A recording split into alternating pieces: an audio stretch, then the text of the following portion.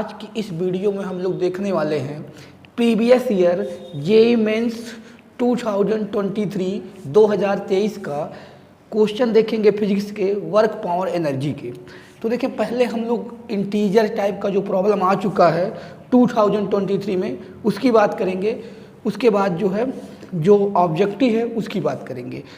तो हम लोग स्टार्ट करते हैं। पहला क्वेश्चन है हमारा जेईई मेंस 2023 का 15 अप्रैल। क्वेश्चन आपको दिख रहा है, देख लीजिए। A block of mass 10 kg, यहाँ पे क्वेश्चन में गिवन है a block of mass 10 kg moving along x axis under the action of force, यहाँ पे जो लग रहा है इस पे F equal to 5x Newton. तो इसमें बोला है the work done by the force in moving block from x equal to 2 से 4 मीटर, यानी इसको x इक्वल टू ये x है, x इक्वल टू 2 मीटर से 4 मीटर तक डिस्प्लेस करना, मूव कराने पे जो फोर्स आएगा, जो वर्क डन होगा वो निकालना है। तो आपको पता है कि ये कौन सा है, हम लोग देख चुके हैं कि work done by variable force पढ़ चुके हैं। Work done by variable force W equal to होता है integration x1 x2 to x2 fx dx। अगर हमारा फोर्स वेरिएबल होता है तो हम लोग वर्क निकालने के लिए इस तरह का यूज करते हैं, integration x1 x2 fx dx। तो यहाँ देखें आपका वेरिएबल फोर्स कितना दिया है 5 न्यूटन। तो यहाँ पे क्या करेंगे और लिमिट क्या दिया हुआ, ये होती है लिमिट लोअर से अपर, तो 2 से 4 दिया हुआ है लिमिट, और यहाँ पे 5x dx कर देंगे इंटीग्रेशन। अब देखिए 5 कांस्टेंट है इंटीग्रेशन में, आप लोग जानते हैं कि 5 को बाहर ले लेंगे और यहाँ बचेगा इंटीग्रेशन x 2 से 4 x dx। और हमें पता है x का इंटीग्रेशन होता है x square by 2 to 4, limit इस तरह लगा रहेगी। अब हम लोग क्या करेंगे, अपर लिमिट रखेंगे। देखिए यहाँ पे अपर लिमिट कैसे रखते हैं, आप चाहें तो 1/2 को भी बाहर ले, जो 2 लिखा हुआ है ये वो 2 बाहर ले लें, ये नीचे वाला 2 बाहर ले सकते हैं, कोई दिक्कत नहीं है। लिमिट रखिए, क्या हो जाएगा, x में 4 रखेंगे तो 4 का स्क्वायर 16, x में एक बार पहले अपर रखते हैं तो 4 का स्क्वायर 16, लोअर रखेंगे 2 का स्क्वायर 4। तो यहाँ से आपका, और ये 5/2 यहाँ रहेगा, यहाँ से क्या आ रहा है माइनस करने पे 12 आएगा, और यहाँ से आप अगर इसको कट कर दें 6 तो यहाँ से कितना आ जाएगा 30 जूल, 30 जूल। इसका आंसर कितना आ गया 30 जूल, 30 जूल। तो इसका आंसर आप लिख सकते हैं कितना 30 जूल, ठीक है, ये है इसका। तो ये देखिए बहुत ही सिंपल प्रॉब्लम था, बस खाली आपको ये वर्क बाय वेरिएबल फोर्स का फार्मूला याद हो। बाकी क्वेश्चन में मास भी दे रखा है, तो मास का कोई यूज नहीं है, क्योंकि वेरिएबल फोर्स जब दिया होगा तो उसमें मास की कोई रिक्वायरमेंट नहीं होगी, ठीक है। नेक्स्ट क्वेश्चन की बात करते हैं, इसको नोट करना हो तो यार कर लेना, कर दिए। सेकेंड क्वेश्चन है हमारा, a car accelerate from rest, a car accelerate from rest to u metre per second. मतलब वेलोसिटी जो है इनिशियली रेस्ट है, मतलब 0 से वेलोसिटी हो जाती है u metre per second. Car accelerate कर रही है, मतलब वेलोसिटी क्या 0 से v कर दे रही है, v इक्वल टू u कर दे रही है, 0 से u को जा रहा है। कह रहा है the energy expend in the process is E, मतलब इस प्रोसेस में जो एनर्जी एक्सपेंड हुई E जूल है, E जूल है। तो कह रहा है the energy required to accelerate the car from u equal to u metre per second to v equal to 2u metre per second is NE joule, then value of small n, value of small n निकालना है। क्या मतलब हुआ पहले समझिए। कह रहा है कि वेलोसिटी, कोई कार है एक्सलरेट कर रहा है 0 से, वेलोसिटी 0 है, रेस्ट से एक्सलरेट कर रहा है u मतलब फाइनल वेलोसिटी u कर दे रहा है, 0 से स्टार्ट होकर u कर दे रहा है, उसमें एनर्जी E जूल लग रही है। तो उसी कार को अगर u से 2u करने में एनर्जी इतनी एक्सपेंड हो रही हो NE जूल, तो n की वैल्यू निकालिए। तो पहले क्या करेंगे, देखिए पहले केस में एनर्जी का फार्मूला लगाएंगे कि क्या होगा। ठीक है, पहले केस में एनर्जी क्या होगी, देखिए देखा जाए एनर्जी जो लग रही है इनिशियल काइनेटिक एनर्जी में जो चेंज आएगी क्या किसके इक्वल होगी, पहले केस में एनर्जी E किसके इक्वल होगी, initial kinetic, final kinetic energy minus initial. तो फाइनल काइनेटिक एनर्जी क्या हो जाएगा, हाफ mv², b की वैल्यू कितनी है यहाँ पे u, minus half mu², u की वैल्यू कितनी है 0। ये क्या निकाल रहे हैं कि फाइनल मतलब जब पहले था इनिशियल में उसकी एनर्जी जो हो रही है 0 से u करने में कितनी किसके इक्वल आएगी। तो देखिए काइनेटिक एनर्जी पहले क्या होगी, इनिशियल 0 और फाइनल क्या हो जाएगी हाफ mu²। तो टोटल पहले वाले केस में जो एनर्जी आएगा ये आ जाएगा, इसको इक्वेशन फर्स्ट मान लीजिए। कैसे, वेलोसिटी 0 से v होगा तो एनर्जी यही ना एक्सपेंड होगा उसमें, ये हो गया। और दूसरे केस में आपको करना है क्या है, वेलोसिटी करना है कितना u से 2u तक। तो उस केस में हम लोग एनर्जी कितना दिया हुआ है, एनर्जी दिया हुआ NE जूल दिया हुआ, NE जूल दिया हुआ है। तो और ये किसके इक्वल होगा, हाफ m वेलोसिटी। देखो एनर्जी जो होगी काइनेटिक एनर्जी, जो काइनेटिक एनर्जी में चेंज आएगा वही एनर्जी रिक्वायर्ड होगी जो काइनेटिक एनर्जी में चेंज आएगा। तो इसका काइनेटिक एनर्जी क्या होगा, पहला होगा हाफ mv², b की वैल्यू कितनी हो जाएगी दिस, माइनस हाफ mu²। अरे ये हो गया फाइनल काइनेटिक एनर्जी, क्योंकि वेलोसिटी कितना करना है 2u करना है, तो हाफ mv² की वैल्यू 2u रखेंगे, क्योंकि फाइनल वेलोसिटी कितनी करनी है 2u करनी है। और initial kinetic energy half mu², क्योंकि u से लेके 2u करना था। तो और इसकी वैल्यू क्या दे रखी है NE। अब ध्यान से देखना है, यहाँ पे देखिए पहले ही आपको दिख क्या रहा है, बता रहा हूँ, यहाँ पे half m4b² minus half mu²। तो अगर हम लोग चाहें तो यहाँ से हाफ mu² कॉमन ले लें, तो ले लेते हैं, हाफ mu² कॉमन लिए, यहाँ क्या बचेगा 4, वहाँ क्या बचेगा 1। और हमें पता है अभी हम लोग देखे थे, यहाँ देख लीजिएगा ध्यान से, थोड़ा नीचे है, इसकी वैल्यू क्या थी पहले ही केस में E थी, तो यहाँ पे E रख देंगे E, और ये कितना हो गया 3, तो यहाँ से E से E कैंसिल आउट हो जाएगा, N की वैल्यू कितनी आ जाएगी 3। तो इस तरह से N की वैल्यू निकाल लेंगे। पहले वाले केस में जो एनर्जी एक्सपेंड हो रही है वो E ऐसे निकाल लेंगे, उसके बाद दूसरी वाली जो एनर्जी NE बोल रहा है, तो हमको पता है काइनेटिक एनर्जी इनिशियली ये होगी, फाइनली ये होगी। फाइनल काइनेटिक एनर्जी में से इनिशियल काइनेटिक एनर्जी माइनस कर देंगे तो कितना एनर्जी लगेगा पता चल जाएगा।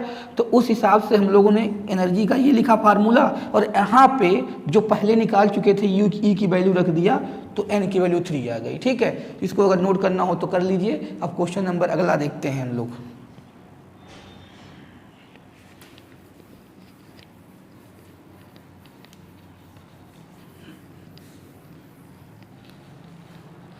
अगला क्वेश्चन है, to maintain a speed of, हम लोग सारे क्वेश्चन 2023 के कर रहे हैं, ये सब इंटीजर टाइप प्रॉब्लम चल रही है अभी।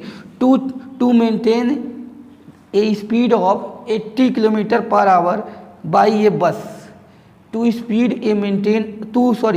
Maintain a speed of 80 kilometre per hour by a bus of मास, बस का मास दिया हुआ है m = 500 kg बाई ये bus on a plane rough road, on a plane road है। देखिए ये बस जा रही है, इस पे कौन सा रोड है, प्लेन रोड है, मतलब ये इंक्लाइन रोड नहीं है, प्लेन रोड है, ये बस मान लीजिए जा रही है on a plane road 4 kilometre distance, यानी यहाँ से 4 किलोमीटर डिस्टेंस पे, 4 kilometre distance. The work done by engine of the bus will be the coefficient of friction between tyre of the bus is, tyre और road के बीच का दिया हुआ है कितना, म्यू इक्वल टू 0.04। ठीक है, और इसकी स्पीड दी हुई है 80 किलोमीटर पर आवर। ठीक है, तो क्या होगा इसमें, देखिए कह रहा है to maintain the speed of this, मतलब इस स्पीड को मेंटेन करना है 4 किलोमीटर तक, मतलब ये स्पीड इसका मेंटेन होगा, स्पीड डिस्टर्बेंस नहीं होगा, यानी ये कांस्टेंट स्पीड से ये मूव करना चाहिए। कांस्टेंट स्पीड से मूव करेगा तो कोई एक्सटर्नल फोर्स नहीं लगेगा, कांस्टेंट स्पीड से मूव करेगा तो कोई एक्सटर्नल फोर्स नहीं लगेगा। तो वर्क डन किसके अगेंस्ट निकालना है, देखिए इधर लगेगा इसके टायर और सरफेस के बीच का फ्रिक्शन फोर्स लगेगा एफ फ्रिक्शन फोर्स लगेगा, और इसी फ्रिक्शन फोर्स की वजह से वर्क होगा, क्योंकि ये इसको कांस्टेंट मतलब इसमें एक्सेलरेशन नहीं प्रोड्यूस कराना है, कांस्टेंट इसको इसी स्पीड से कंटिन्यू मोशन कराना है। कह रहा है कि टू मेंटेन, यही ना बोला है, to maintain a speed of this 80 kilometre per hour by bus of mass इतना ऑन द प्लेन, इसी को मेंटेन करना है, यानी एक्सटर्नल फोर्स की बात नहीं इस पे लगानी है, बाकी जो ये फ्रिक्शन फोर्स लग रहा है इसी के अगेंस्ट कितना वर्क करना पड़ेगा ये कह रहा है। तो इसके हिसाब से फ्रिक्शन फोर्स देखिए यहाँ पे अगर देखा जाए तो इसका वेट mg होगा और इसी के अपोजिट होगा इसका नॉर्मल रिएक्शन। तो अगर फ्रिक्शन फोर्स F की बात करें तो क्या होता है, म्यू आर होता है या म्यू एन होता है, म्यू एन। तो म्यू की वैल्यू यहाँ पे दे रखी है 0.04, और यहाँ पे आपको यहाँ पे एन की वैल्यू नॉर्मल रिएक्शन किसके इक्वल होगा, mg के, यहाँ पे mg के इक्वल होगा नॉर्मल रिएक्शन।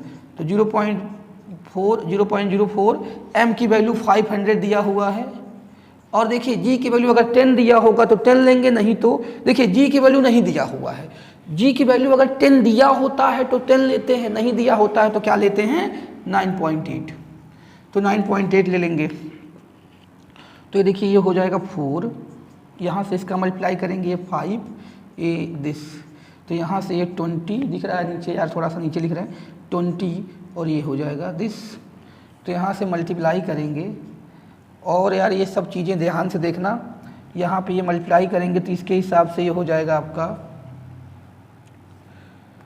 816 ये, तो यहाँ पे हो गया 196 न्यूटन। ये क्या आ गया, 196 न्यूटन फ्रिक्शन फोर्स इस डायरेक्शन में लगेगा, इधर मूव करेगी, और इसी को कॉन्टिन्यूसली मूव कराना है, तो जो है कॉन्टिन्यूसली मूव कराना है तो इसी उसमें एक्सटर्नल फोर्स कोई नहीं लगेगा, यही कांस्टेंट वेलोसिटी से मूव करेगी, तो इतने फोर्स से कितना वर्क डन होगा, इसके अगेंस्ट होगा, क्योंकि इधर मूव कराना है और ये फोर्स इधर लग रहा है, ठीक है। तो वर्क डन निगेटिव आएगा, लेकिन यहाँ साइन से उसमें मतलब नहीं है, साइन की बात कहा नहीं है, साइन कन्वेंशन से कि वर्क डन निगेटिव की पॉजिटिव, क्योंकि इधर जा रही है इसके अगेंस्ट, इधर मूव कराना है। तो यहाँ पे जो W आएगा, W क्या होता है, FS cos थीटा। तो देखें cos थीटा की बात करें तो यहाँ अगर इस डायरेक्शन में फ्रिक्शन फोर्स लगेगा तो 180 होगा, तो वर्क डन निगेटिव में आएगा। बाकी हम लोग अगर लेके चलें खाली मैग्नीट्यूड तो यहाँ पे कितना आया है 196 आया है, और अगर डिस्प्लेसमेंट की बात करें तो दिया है 4 किलोमीटर यानी 4 × 10⁻³ तो यहाँ से इसका मल्टीप्लाई करेंगे इसमें तो ये हो जाएगा कितना,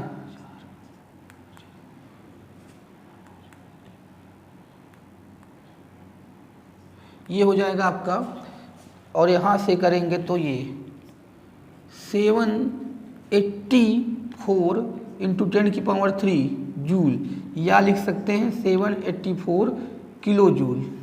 तो इसको थोड़ा सा समझ लेने की ज़रूरत है कि अगर ये कांस्टेंट मेंटेन करना है तो फ्रिक्शन फोर्स जो लगेगा, नेट फोर्स तो 0 होगा, एक्सटर्नल फोर्स नहीं लगेगा, क्योंकि स्पीड मेंटेन करता है तो एक्सेलरेशन नहीं लगेगा, कांस्टेंट स्पीड से मूव करेगा। तो ये जो फ्रिक्शन फोर्स इस पर लगेगा इसके अपोजिट डायरेक्शन, उसी से कितना वर्क डन होगा वही निकालना है। तो इसका आंसर आ गया 784, और किलो जूल में निकालना था तो 784 हो जाएगा। ठीक है, नेक्स्ट क्वेश्चन।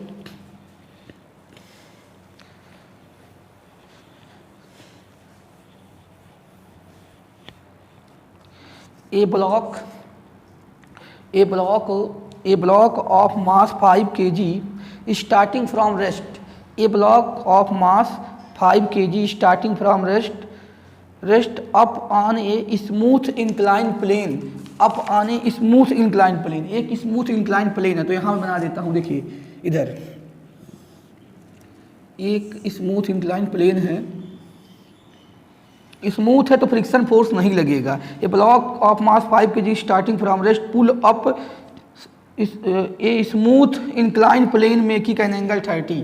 मतलब इस पे मान लीजिए ब्लॉक है, इसको इस पे ऊपर की तरफ खींचा जा रहा है मान लीजिए F से, और ये 30 डिग्री दिया हुआ है, 30 degree with horizontal and effective acceleration 1 metre per second.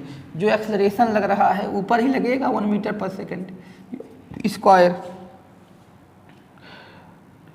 The power delivered by the pulling force at t equal to 10 second. t equal to 10 second में 10 second from the starting power कितना deliver होगा 10 second में, और इसमें g की value दिया है 10 metre per second. तो देखिए कैसे इसमें निकालेंगे कि पावर कितना डिलीवर हुआ 10 सेकेंड में। तो ये देखेंगे 10 सेकेंड में पहले ये फोर्स निकाल लें, और 10 सेकेंड में देखिए दो तरीका है, यहाँ पे ये निकाल लें 10, यहाँ पे वो भी दिया हुआ है कि एक्सलरेशन दिया हुआ है। तो हम लोग पावर का कौन सा फार्मूला लगाएंगे? पावर का फार्मूला लगाने के लिए देखिए एक तो होता है पावर का फार्मूला आपका P इक्वल टू W/T, यानी वर्क निकाल लें और टाइम निकाल लें। तो वर्क निकालने के लिए हम F into S divide by T करना पड़ेगा, या हम लोग देखिए ये इसको लिख लें अगर दिस पावर F, ये S बाई टी को V लिख सकते हैं। यानी अगर हम लोग नेट फोर्स यानी ये जो F लग रहा है इसको पुल करने में कितना फोर्स लगेगा वो निकाल लें।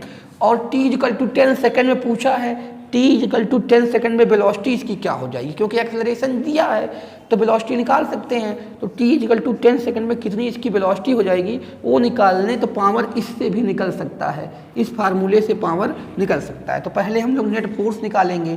देखिए आपको पता होगा कि ब्लॉक ऐसे होती है, तो ये देखिए यहाँ पे इसका जो है mg ऐसे नीचे यहाँ पे mg हो जाता है इसका, और बाकी इसका नॉर्मल रिएक्शन ऐसे यहाँ पे n होता है, n थोड़ा सा मैं नीचे बना दिया हूँ ब्लॉक, n होगा। तो ये देखिए ये भी थीटा हो जाता है, यानी ये भी 30 हो जाएगा। तो इसका कंपोनेंट लेंगे तो ये वाला हो जाएगा mg cos 30, और ये वाला हो जाएगा mg, दिख रहा है ना, mg sin 30। तो ये तो आपको इंक्लाइन प्लेन में पता ही होगा कि इस तरह से यहाँ पे mg sin 30 लगेगा। तो देखिए एक्सलरेशन दिया हुआ है तो क्या होगा, ऊपर ये ब्लॉक जा रही है, हमें पता है नेट फोर्स क्या बनेगा। ब्लॉक के यहाँ दिखा दे रहे हैं, ब्लॉक को यहाँ देख लीजिए, ये है प्लेन, ये एफ इधर लग रहा है, उसी के डायरेक्शन में लिया गया है। यहाँ लग रहा है mg sin 30, और ये इधर जा रहा है ए एक्सलरेशन से 1 मीटर पर सेकेंड। तो नेट फोर्स कैसे लिखा जाएगा, F minus mg sin 30, F minus mg sin 30 equal to m में a कितना है 1 है, m में होता है। तो यहाँ से F निकालना है, तो F इक्वल टू m में। तो m मास कितना दिया हुआ है, मास दिया हुआ है 5 kg, m की वैल्यू कितना है 5 kg। तो यहाँ पे 5 रख दीजिए, इसको उधर भेजिए प्लस में जाएगा, 5 रखिए 1, और ये जाएगा 5 इंटू जी की वैल्यू 10 दे रखा था, 10 ले लेते हैं जी की वैल्यू, अरे यार ये जाके उधर प्लस हो जाएगा, जी की वैल्यू 10 रख लेंगे, और यहाँ पे साइन 31/2। अरे मेरे भाई ये 5 रख देंगे इसकी वैल्यू m की, और ये 1 हो गया, एक्सलरेशन दिया हुआ है, ये उधर जाएगा, इस प्लस में जाएगा 5, और जी की वैल्यू 10 साइन 31/2। तो ये हो जाएगा कितना 5, तो यहाँ से ये 5 और ये हो जाएगा आपका 25। तो ओवरऑल कितना आ गया 30 न्यूटन। तो यानी फोर्स कितना लग रहा है 30 न्यूटन का, 30 न्यूटन का फोर्स लग रहा है। तो अब देखिए पावर निकालने के लिए अगर ये फार्मूला लगा रहे हैं हम लोग, ये लगा रहे हैं फार्मूला, अगर ये फार्मूला लगा रहे हैं तो क्या करना पड़ेगा, velocity after 10 second, velocity after 10 second, 10 second में वेलोसिटी क्या होगी, v equal to u plus at। तो देखिए स्टार्ट कर रहा होगा रेस्ट से एक्सलरेशन, तब कुछ मिलता है, तो u क्या होगी इनिशियल 0, एक्सलरेशन a दिया है 10 सेकेंड में, ये t की वैल्यू 10 रखेंगे तो v इक्वल टू क्या होगा 10 मीटर पर सेकेंड। तो पावर जो होगा f इंटू बी हो जाएगा, f इंटू बी, तो f की वैल्यू कितनी निकाल चुके हो 30, और b की वैल्यू कितनी है आपकी, b की वैल्यू कितना है 10, तो यहाँ 10 रख देंगे तो कितना आ गया 300 वाट, पावर की यूनिट क्या होती है वाट। तो 300 वाट आ जाएगा इसका आंसर। ठीक है, तो इसको अगर नोट करना हो तो आप कर सकते हैं। बाकी देखिए सब सिंपल प्रॉब्लम है, कोई बहुत बड़ी बात नहीं है। तो अब नेक्स्ट क्वेश्चन की बात करते हैं। अगला क्वेश्चन है हमारा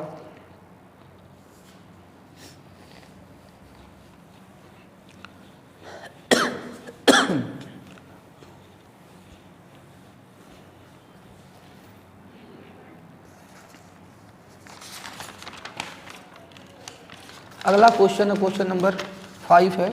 ए फोर्स F इक्वल टू, यहाँ पे दिया हुआ है फोर्स की वैल्यू, यहाँ नीचे लिख रहा हूँ, ये फोर्स लिख देता हूँ ऊपर। ये फोर्स F इक्वल टू क्या दिया हुआ है, वेक्टर में फॉर्म में दिया है 2 + 3x i cap. I cap का मतलब प्लस आई कैप यहाँ पे है, यानी ये लॉन्ग एक्स एक्सिस के पॉजिटिव डायरेक्शन में जा रहा है।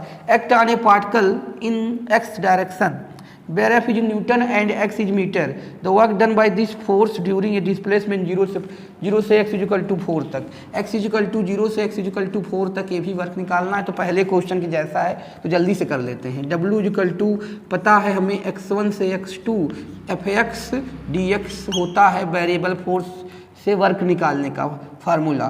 तो यहाँ पे ये लेंगे मैग्नीट्यूड, और आई का मतलब हुआ कि एक्स डायरेक्शन में है, और हमें पता है कि जो वर्क होता है स्केलर क्वांटिटी, तो उसकी कोई डायरेक्शन नहीं होगी। तो यहाँ पे आप जो है W = यहाँ x = 0 से 4 यहाँ पे रखेंगे 2 + 3x dx।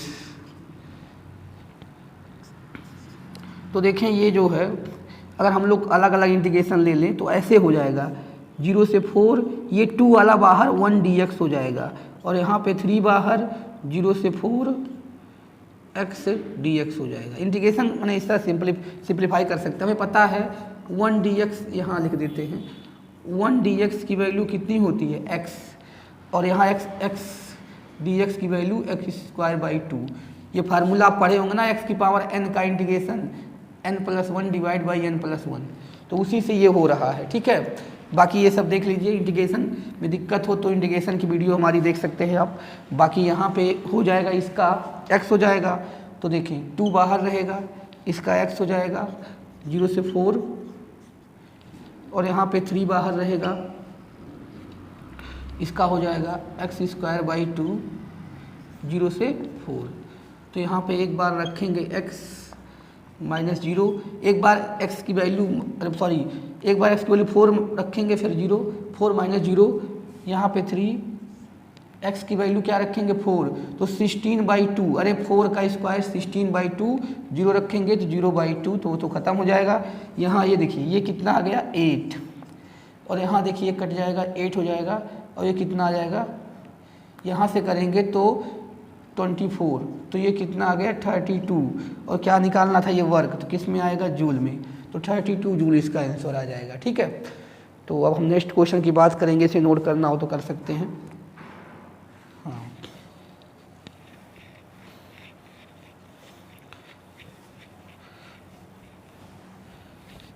नेक्स्ट क्वेश्चन जो है क्वेश्चन नंबर 6 है हमारा।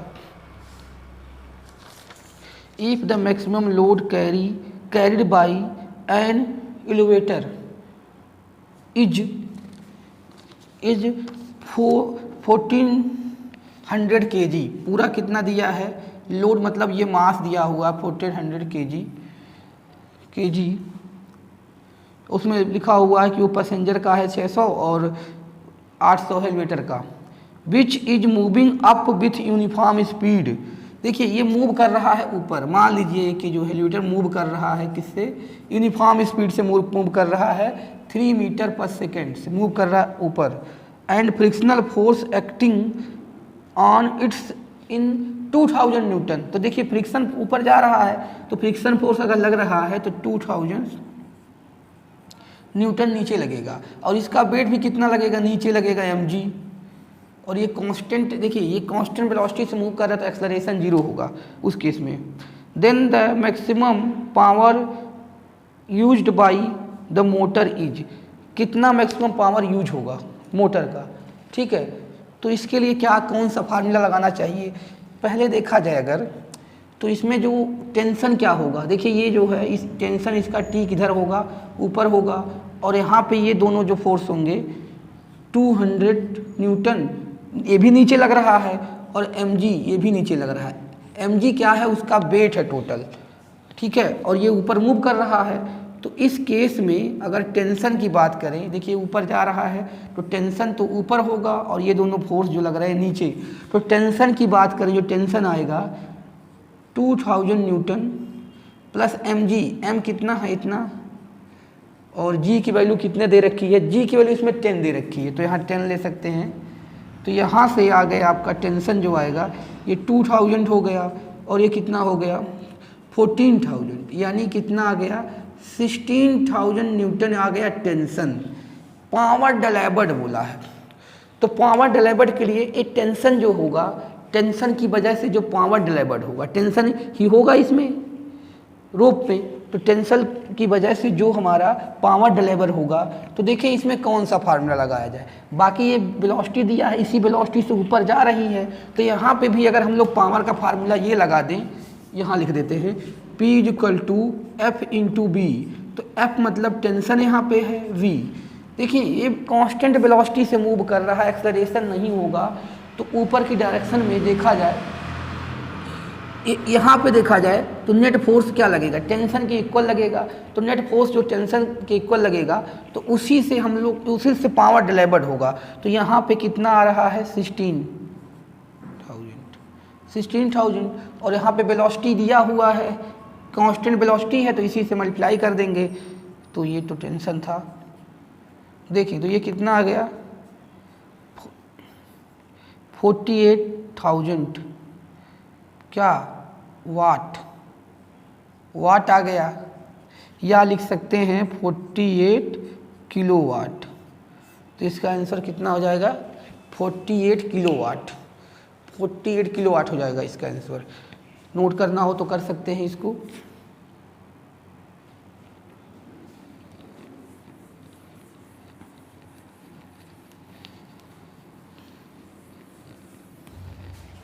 नेक्स्ट क्वेश्चन है हमारा, a closed circular tube of average radius 15 centimetre whose inner walls are rough is kept in a vertical plane. A block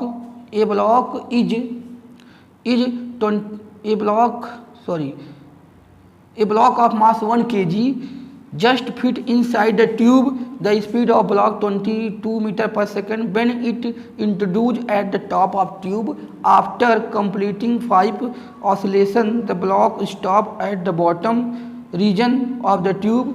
The work done by the tube on the block is, और g की value दिया है 10 metre per second. तो देखिए ये कह रहा है, यहाँ बना रहा हूँ फिगर, बाकी आप क्वेश्चन देख लीजिए। यहाँ पे फिट है ब्लॉक, और यहाँ पे मास इसका है 1 kg, और ये कह रहा है इसकी ये वेलोसिटी कितनी है 22 मीटर पर सेकेंड। तो ये कह रहा है 5 रिवोल्यूशन कंप्लीट करके, ऑसिलेशन कंप्लीट करके यहाँ पे रुक जाता है। तो देखिए ये चीज़ कह रहा है, तो हमको work done by the tube on the block, work done by the tube on the block is. देखिए इस तरह के क्वेश्चन एससीबी में भी है, तो इसमें क्या है, क्या करना है, बस अगर यहाँ पे कंजर्वेशन ऑफ एनर्जी लगा दिया जाए तो उससे निकल जाएगा। कह रहा है वर्क डन पूछा है ना, हाँ, the work done by the tube on the block is. तो देखिए क्या है, पहले अगर इनिशियल एनर्जी की बात करेंगे,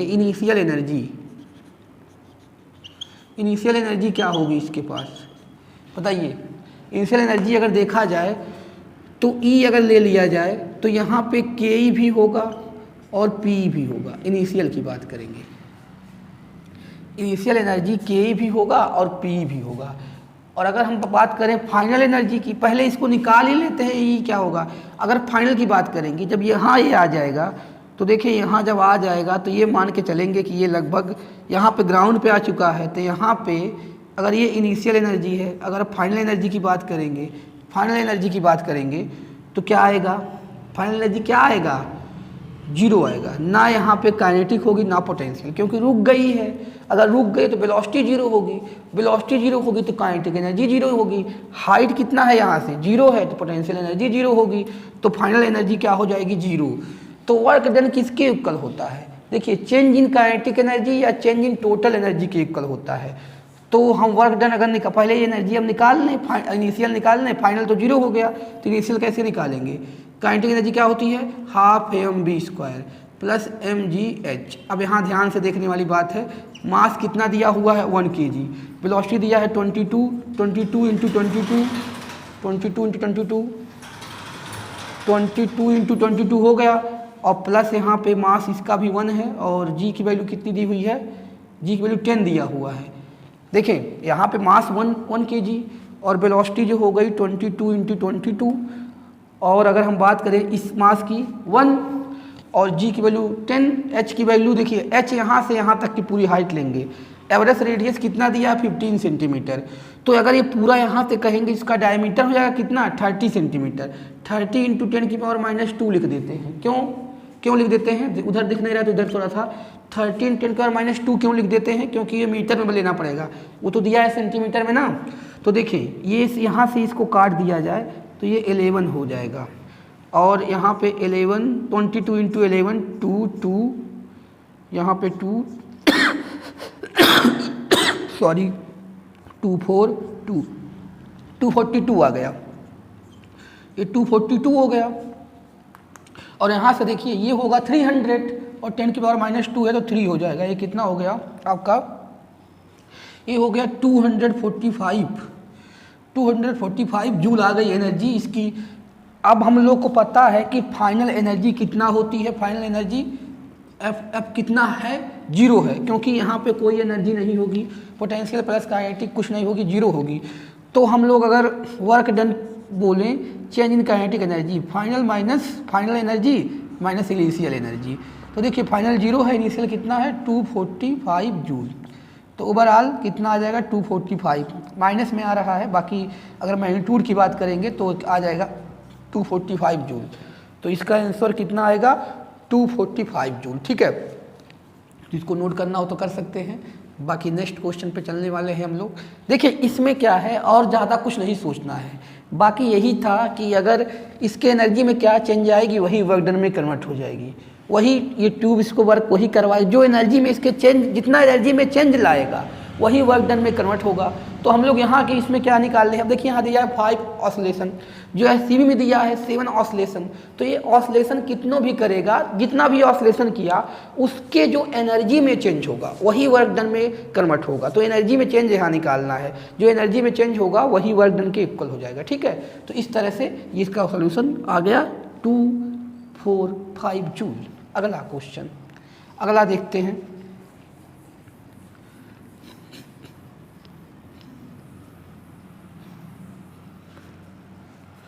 अगला क्वेश्चन है हमारा, ए बॉडी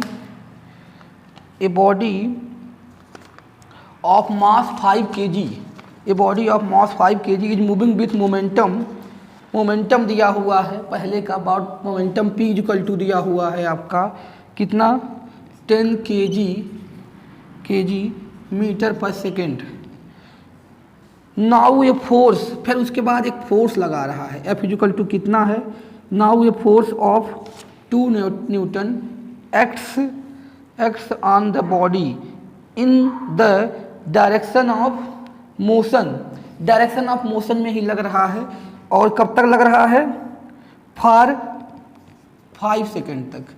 देखिए पहले उसका मोमेंटम दिया हुआ था, बाद में उस पर 2 न्यूटन का फोर्स लग रहा है डायरेक्शन ऑफ मोशन पे, 2 न्यूटन का। The increase in kinetic energy of the body, kinetic energy में कितना इंक्रीज होगा ये निकालना है। तो देखिए इनिशियल काइनेटिक एनर्जी निकाल लें, फिर फाइनल काइनेटिक एनर्जी निकाल लें, तो कितना इंक्रीज हुआ निकल जाएगा। किस तरह निकालना चाहिए? देखिए पहले क्या कह रहा है, पहले मोमेंटम इतना था, तो इससे काइनेटिक एनर्जी निकाल सकते हैं, जो डायरेक्ट आपने रिलेशन पढ़ा था काइनेटिक एनर्जी मोमेंटम में। अगर उसका नहीं यूज हो पा रहा है तो हमको पता है P = mv होता है। यहाँ से P दिया हुआ है 10, मास कितना दिया था इसका? मास दिया था 5 kg, m = 5 kg दिया हुआ था, तो यहाँ पे इसका मास 5 kg रख लेंगे। तो यहाँ पहले केस में वेलोसिटी क्या आ गई? 2 मीटर पर सेकेंड। वेलोसिटी देखिए यहाँ से 2 मीटर पर सेकेंड आ जाएगी। डिवाइड कर देंगे तो काइनेटिक एनर्जी क्या रही होगी पहले और बाद में क्या हो गई, दोनों में चेंज कितना हुआ, इंक्रीज कितना हुआ। तो ठीक है, तो यहाँ पे काइनेटिक एनर्जी अगर निकालते हैं हम लोग पहले केस में, हाफ एम कितना था 5 बी स्क्वायर मतलब 2 × 2, अरे 2 वेलोसिटी आ गए ना 2 मीटर, तो कितना आ गया 10 जूल। यानी पहले जब मोमेंटम 10 kg था 10 kg मीटर पर सेकेंड था तो उस केस में काइनेटिक एनर्जी इतना थी। अब कह रहा था कि जब 2 न्यूटन का फोर्स लगा दिया गया, ये सेकंड में है, 5 सेकंड के लिए डायरेक्शन ऑफ मोशन में, तो काइनेटिक एनर्जी में चेंज कितनी है, इंक्रीज इन काइनेटिक एनर्जी बढ़ेगी, फोर्स लग रहा है, वेलोसिटी बढ़ेगी क्योंकि एक्सेलरेशन लगेगा, तो कितना बढ़ जाएगा। पहले केस में ये था। अब दूसरे केस में देखिए, दूसरे केस में हम लोग क्या करें, चाहे तो वेलोसिटी निकाल लें 5 सेकंड के बाद इस फोर्स से, उसमें काइनेटिक एनर्जी निकाल लें। मैं ये कह रहा हूँ, देखो ये फोर्स लग रहा है, हमें पता है फोर्स F = m में होता है, ma, तो ये m की वैल्यू कितनी दी हुई है 5, तो यहाँ से ये हो गया 2, तो a की वैल्यू कितनी आ गई 2/5 मीटर पर सेकेंड स्क्वायर, यानी एक्सेलरेशन इस फोर्स से इतना प्रोड्यूस होगा। तो अब हम लोग ये देख लें कि t = 5 सेकंड में उसकी वेलोसिटी कितनी हो जाएगी, t = 5 सेकंड में, t = 5 सेकंड में, तो u प्लस, देखिए u प्लस at, ध्यान दीजिएगा u प्लस at, तो u की वैल्यू यहाँ क्या लेंगे, ध्यान दीजिएगा u की वैल्यू यहाँ क्या लेंगे, हम क्या निकाल रहे हैं 10 सेकंड के बाद इसकी वेलोसिटी निकाल रहे हैं। क्यों निकाल रहे हैं, 10 सेकंड के बाद काइनेटिक एनर्जी क्या हो गई ये निकाल लेंगे, तो इससे इन दोनों से में देखेंगे कितना इंक्रीज हुआ, कैसे उससे निकल जाएगा। मेरे भाई पहले तुम ये निकाल के यहाँ से वेलोसिटी निकाल दिया जाए, तो यहाँ इनिशियल क्या रखेंगे 0, नहीं 0 रखेंगे। क्यों, क्योंकि पहले तो वेलोसिटी है ना उसके पास कितना 2 मीटर पर सेकंड, जब इतना मोमेंटम था, फिर फोर्स लगाया गया तो इनिशियल वेलोसिटी 2 मीटर पर सेकंड ले लेंगे, और एक्सेलरेशन कितना है यहाँ पे 2/5, और टाइम कितना दिया हुआ है 5 सेकंड के लिए, यहाँ 5 सेकंड, तो ये कट जाएगा 5 कितना आ गया 4 मीटर पर सेकंड।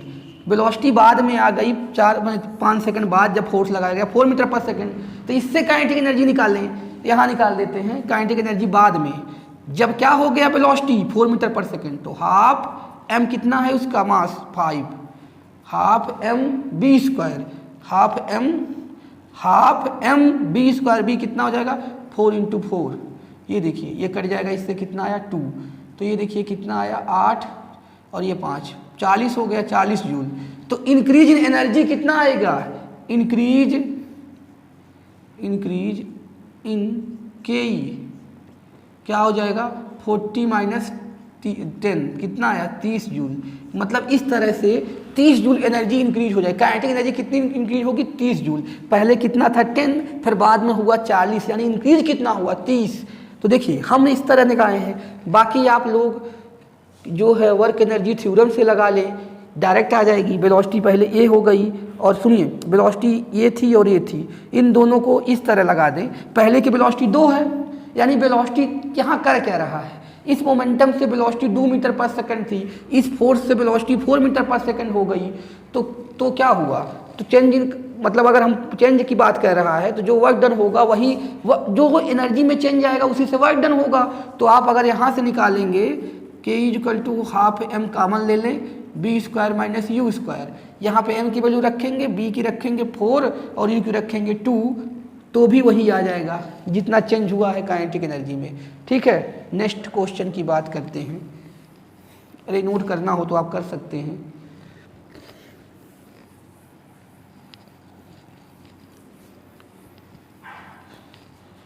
अगला क्वेश्चन है, ए hollow spherical ball of uniform density roll up a curved surface with a initial velocity 3 metre per second as shown in figure। ठीक है, इसका रोल कर रहा है 3 metre, initial velocity 3 metre per second से, maximum height with respect to the initial position covered by it will be. ठीक है, देखिए ये बहुत ही सिंपल क्वेश्चन ये भी है, थोड़ा सा इसमें रोलिंग का कॉन्सेप्ट आएगा, बाकी कोई दिक्कत की बात नहीं है। देखिए ये कह रहा है यहाँ से जो है ये जो है रोल कर रहा है, इसकी वेलोसिटी है 3 मीटर पर सेकेंड, और ये रोल करके देखिए इस तरह से कितना हाइट जाएगा, रोल करके कितना हाइट जाएगा with respect to initial position. तो यहाँ से ये T3 मीटर पर सेकंड जा रहा है, देखिए इस तरह से 3 मीटर पर सेकंड। अब यहाँ एक बात ध्यान देना है कि यहाँ रोल कर रहा है, तो यानी रोटेशनल मोशन और ट्रांसलेशनल मोशन दोनों कंसीडर करना पड़ेगा। अगर दोनों आप कंसीडर नहीं करेंगे तो इसका आंसर नहीं आ पाएगा।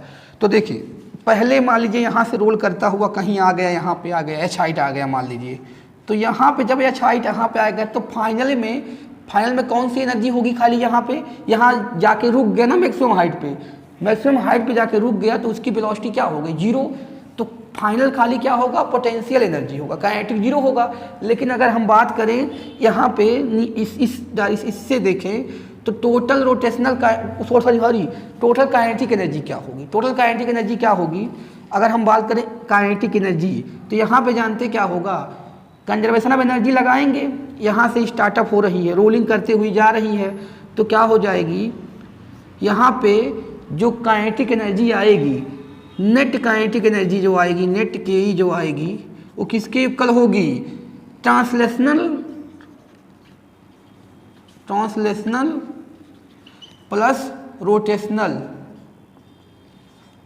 की, दोनों का। ट्रांसलेशनल क्या होता है, half m v square, rotational क्या होता है, हाफ आई ओमेगा स्क्वायर। देखिए रोटेशनल काइनेटिक एनर्जी का फार्मूला पढ़े होंगे, हाफ आई ओमेगा स्क्वायर। अब यहाँ से जब स्टार्ट हो रही है तो यहाँ खाली काइनेटिक एनर्जी होगी, लेकिन दोनों तरह की काइनेटिक एनर्जी, क्योंकि रोल भी कर रहा है तो रोल होगा तो रोटेशनल मोशन होगा, उसकी वजह से रोटेशनल काइनेटिक एनर्जी। और अगर ये बात करें ट्रांसलेशनल मोशन तो हो ही रहा है, जा ही रहा है, तो ट्रांसलेशनल काइनेटिक एनर्जी ये चीज़ हो गई इनिशियल नेट एनर्जी कह सकते हो, नेट काइनेटिक एनर्जी या नेट एनर्जी कह सकते हो स्टार्टिंग में, क्योंकि पोटेंशियल एनर्जी क्या होगा, जीरो। जब यहाँ से स्टार्ट करेगा हाइट जीरो होगी ना, तो खाली ये एनर्जी आएगी। मेरे भाई अगर आप रोटेशनल नहीं कंसीडर करते तो यहाँ पे खाली ये लिखते energy half m v square, लेकिन यहाँ रोलिंग का कॉन्सेप्ट लगने लग रहा है, इसलिए हाफ आई ओमेगा स्क्वायर भी लगाना पड़ेगा। तो ठीक है।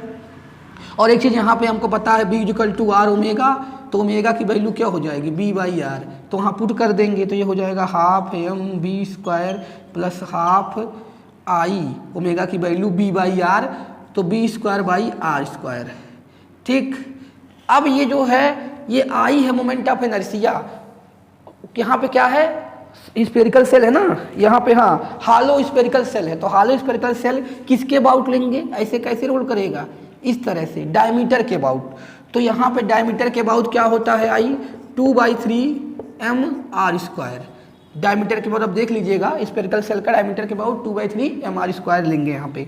तो यहाँ पे उसको भी रख देते हैं, देखते हैं क्या बनता है। यहाँ पे half m v square plus half I की वैल्यू है 2/3 एम आर स्क्वायर, और यहाँ पे v square by r square already है, तो ये आर स्क्वायर कट जाएगा, आर स्क्वायर कट जाएगा। ये देखिए 2 से 2 कट जाएगा, तो यहाँ पे क्या आ गया, यहाँ ऊपर लिख रहे हैं, उधर दिख नहीं रहा होगा, यहाँ पे इधर लिख देते हैं। देखिए इधर क्या हो रहा है, बस कोई दिक्कत नहीं है, काइनेटिक एनर्जी निकाल रहे हो, आपको दिख रहा है एम बी स्क्वायर कॉमन ले लिया जाए, तो यहाँ क्या बचेगा 1/2, वहाँ क्या बचेगा 1/3, तो इसका एलसीएम लेंगे तो क्या होगा 5/6 m v square. 5/6 m v square क्या आ गया, इसका इनिशियल काइनेटिक एनर्जी 5 मतलब ये पूरा काइनेटिक एनर्जी इसकी आ गई दोनों मिलाकर 5/6 एम बी स्क्वायर। अब 5/6 एम बी स्क्वायर को किसके कर देंगे, एम जी एच के, तो यहाँ कर देता हूँ, देख लीजिए इधर इस साइड कर देता हूँ, तो 5/6 m v square is equal to m g h, m cut जाएगा, ये 5/6, उधर बी हमको क्या हाइट निकालना है, और बी की वैल्यू कितना दिया हुआ था 3, तो 3 × 3 दो बार लिख देंगे। जी कितना है 10 दिया हुआ है, जी कितना दिया हुआ है, हाँ जी कितना दिया हुआ है इस क्वेश्चन में, जी नहीं दिया हुआ होगा तो 10 रख लो, देखते हैं 10 रखने पे आता है, 10 रख सकते हैं जी। तो h की वैल्यू यहाँ निकालनी है, 10 रखेंगे, देखिए ये हो गया आपका 2, और इसको अगर हम लोग h यहाँ से निकालेंगे, ध्यान से देखिएगा, ये हो जाएगा 5/3 / 2 × 10, तो ये देखिए यहाँ पे 2 आ गया, 2 आ गया, तो 3/4 सेंटीमीटर, सॉरी मीटर या 3/4 इंटू 100 कर देंगे, 100 और ये कट जाएगा तो कितना आ गया 25 इंटू 75 सेंटीमीटर। तो इसका आंसर आ जाएगा 75 सेंटीमीटर। तो इसमें देखिए रोलिंग लगाया गया है, रोलिंग का concept, cross sectional kinetic energy और ट्रांसलेशनल मोशन। तो नेट काइनेटिक एनर्जी जो है यहाँ पे खाली काइनेटिक एनर्जी होगी, तो यहाँ पे काइनेटिक एनर्जी लेकिन दोनों होगी, रोटेशनल और ट्रांसलेशनल, और यहाँ पे खाली होगी पोटेंशियल एनर्जी क्योंकि वहाँ जाके ब्लॉक रुक जाएगा। ठीक है, तो इस तरह से उसका आंसर 75 आ गया। नोट करना हो तो कर सकते हैं। नेक्स्ट क्वेश्चन पे चलते हैं।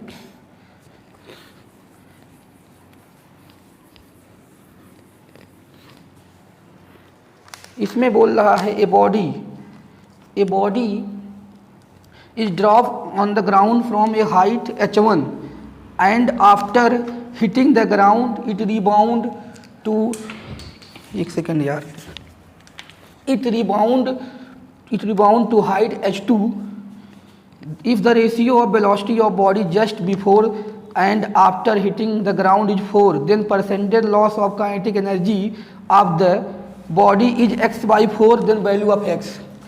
देखिए कह रहा है जो पहले एक बॉल को h1 हाइट से ड्रॉप कर रहे हैं, फिर ये रिबाउंड होके जा रहा है h2 हाइट तक, तो ये वेलोसिटी जो इनकी थी v1 और v2, इसका रेशियो दिया हुआ है। v1/v2 कितना दिया हुआ है, 4 दिया है, 4 के 1/4, सॉरी 4 दिया हुआ है, v1/v2 को 4 दे दिया है। तो यहाँ से क्या आ जाएगा, देखिए v1 तो है ही, v2 की वैल्यू आ जाएगी v1/4। तो कह रहा है कि जो काइनेटिक एनर्जी में परसेंटेज चेंज आएगा तो उसको बताना है आपको। ठीक है, तो देखें इनिशियल काइनेटिक एनर्जी अगर हम K1 मान लें तो क्या होगा, हाफ m v1 स्क्वायर, ये हो गया इनिशियल काइनेटिक एनर्जी। अगर हम final initial kinetic energy Ki लिख लेते हैं, final kinetic energy Kf half m v2 square, तो v2 का मतलब v1/4 का स्क्वायर, यानी ये आ गया 1/2 m v1 स्क्वायर बाई 16। ठीक है, ये फाइनल और इनिशियल काइनेटिक एनर्जी आएगी। चेंज इन काइनेटिक एनर्जी कर लें, उसके बाद जो है निकाल लें और परसेंटेज दें। देखिए परसेंटेज चेंज के लिए क्या करते हैं कि जो काइनेटिक एनर्जी में चेंज आया, के में चेंज आया, और जो आपका इनिशियल काइनेटिक एनर्जी था इंटू 100 कर देंगे तो आ जाएगा परसेंटेज चेंज। तो देखें के का चेंज कैसे निकालेंगे, तो ये था फाइनल माइनस इनिशियल करें या इनिशियल माइनस फाइनल करें, तो फाइनल माइनस इनिशियल कर देते हैं। लॉस का मतलब नेगेटिव आना चाहिए, तो v1 square upon 16 minus half, ये देखिए ये तो आपका हो गया फाइनल माइनस इनिशियल लिख रहे हैं, m v1 square divide by initial half m v1 square into 100। देख लीजिएगा बाकी क्या कह रहा हूँ, ये है आपका इनिशियल, ये है फाइनल, तो यहाँ क्या लिखेंगे, फाइनल माइनस इनिशियल, तो फाइनल ये हो गया, इनिशियल ये होगा, डिवाइड बाई इनिशियल इंटू 100। इसको सॉल्व करेंगे अब अगर, तो देखिए क्या आ जाएगा, ऊपर से 1/2 m v1 स्क्वायर कहाँ बाहर ले लेंगे तो 1/16 minus 1 divide by half m v1 square into 100। तो ये कट जाएगा, यहाँ से कितना आ जाएगा, देखा जाएगा माइनस का 15/16 इंटू दिस। और देखिए वो कह रहा था काइनेटिक एनर्जी x/4 है, तो x की वैल्यू निकालनी है, जो भी है, sorry change in kinetic energy, percentage change in kinetic energy x/4 है, तो x की वैल्यू निकालनी है। तो 4 से काटेंगे, ये हो जाएगा आपका इतना, ये 4 से काटेंगे 25 आएगा, यहाँ से मल्टीप्लाई करेंगे तो ये हो जाएगा, जो आपका आएगा ये मल्टीप्लाई कर लेते हैं यहाँ पे, 25 इंटू 15 5 और ये 2, तो ये आ गया आपका 5 और ये आएगा 15 से, अगर 5 से करेंगे, सॉरी ये गलत हो रहा है, 5 से 25, 10 2 12 हो जाएगा, और यहाँ पे करेंगे 5 और 2, तो ये हो गया 5 और ये हो गया आपका, यहाँ पे करेंगे 5 10 2 12, 125 हो गया, 5 एकम 5 और ये 2 15 25, तो यहाँ 5 आएगा और यहाँ कितना आएगा आपका 7 आएगा, और यहाँ कितना आ रहा है, यहाँ 3 आ रहा है। तो ये क्या आ रहा है, यहाँ पे आ रहा है आपका 5 तो 125 हो गया, यहाँ पे 7 और ये 3 हो जाएगा। हाँ, तो 375 हो जाएगा। 375 डिवाइड बाई 4 है, तो यहाँ पे 375 डिवाइड बाई 4। तो इस तरह से x की वैल्यू कितनी आ जाएगी, 375/4। तो यहाँ से x की वैल्यू कितनी आ गई, 375/4 आ गई। तो x की वैल्यू कितनी होगी, 375। आंसर देखिए 375 आ रहा है। अरे यार, इसको मल्टीप्लाई कर लेना, इसका मल्टीप्लाई करेंगे, यहाँ पे बहुत ज़्यादा ये हो जा रहा है, इसको मल्टीप्लाई करोगे तो 375 मतलब माइनस में आएगा, क्योंकि चेंज है वो लॉस हो रहा है। 375/4 आ रहा है, तो x की वैल्यू कितनी आ जाएगी, 375। तो देखिए इस तरह से ये था इंटीजर प्रॉब्लम। हम लोग 10 क्वेश्चन देख चुके हैं। अब इसके आगे हम लोग इसके पार्ट 2 में 10 से आगे देखेंगे इंटीजर प्रॉब्लम। तो जो है इसको किसी को दिक्कत हो तो बता सकता है, बाकी प्रॉब्लम बहुत ही सिंपल बन रहे हैं इसमें, ठीक है। तो आगे हम लोग मिलते हैं, इसके सेकेंड पार्ट में इसके आगे क्वेश्चन करेंगे। तो इस वीडियो में इतना ही।